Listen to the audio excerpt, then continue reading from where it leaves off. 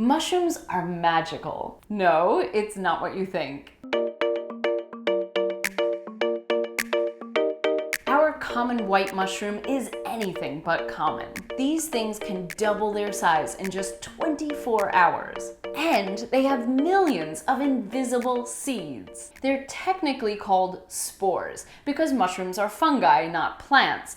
The spores are microscopic and tucked up in these black flaps called gills. You know, you can tell the age of a mushroom by its veil, this little fleshy part that hangs below the cap. If the veil is closed, it's a young mushroom. If it's open, it's mature. What does that mean for taste? Well, the mature ones will have a more concentrated, mushroomy flavor. Hey, before you go, click here to check out our sponsor, FreshPoint. They provide top chefs with top produce. And here for more videos on what your food really is and where it comes from.